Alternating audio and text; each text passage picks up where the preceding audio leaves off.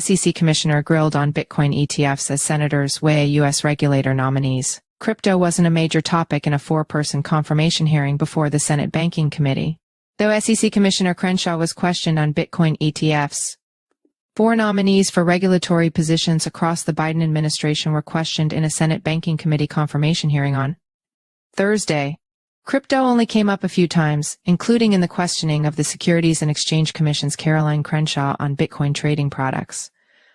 Commissioner Caroline Crenshaw of the U.S. Securities and Exchange Commission, SEC, told senators on Thursday that rampant fraud in crypto markets left her unwilling to approve Bitcoin exchange-traded products earlier this year. In a nomination hearing before the Senate Banking Committee, Crenshaw and others seeking Senate confirmations defended their records. Crypto issues received only minimal attention, including in the questioning of Crenshaw as she seeks another SEC term. In January, after the SEC lost a court battle with Grayscale and reversed its position on Bitcoin spot exchange-traded funds, ETFs, Crenshaw maintained her opposition to those trading products, which she pointed out aren't technically ETFs but are exchange-traded products, ETPs, that operate under different rules.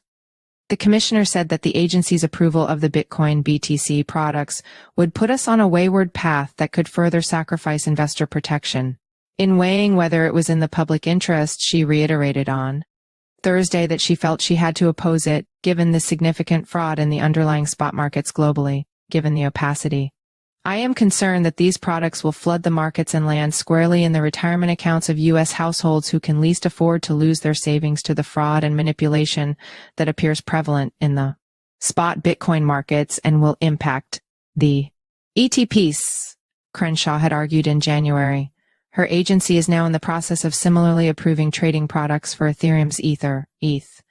The committee also heard testimony Thursday from Christy Goldsmith Romero, the member of the Commodity Futures Trading Commission, CFTC, who President Joe Biden tapped to chair the Federal Deposit Insurance Corp., Kristen Johnson, another CFTC commissioner, to be the Treasury Department's Assistant Secretary for Financial Institutions, and Hawaii Insurance Commissioner Gordon Ito to be a member of the Financial Stability Oversight Council.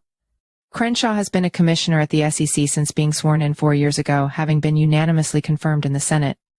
In that tenure, she's backed the approach to the digital asset sector led by SEC Chair Gary Gensler, who has maintained a view that crypto tokens should mostly be approached as securities that must be registered with the agency. This round of 4 nominations for financial regulatory positions is especially significant for the CFTC, which would lose 2 Democratic members if their appointments are confirmed.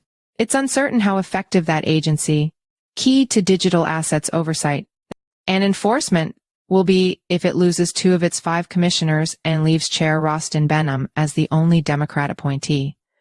The nomination process for financial watchdogs requires approval initially in this committee, then a vote by the entire Senate. Thursday's hearing also briefly raised the question of the custody of digital assets at U.S. banks. Cynthia Lummis, RYO, asked Goldsmith Romero about her view on banks handling customers' cryptocurrency and doing other business with digital assets firms.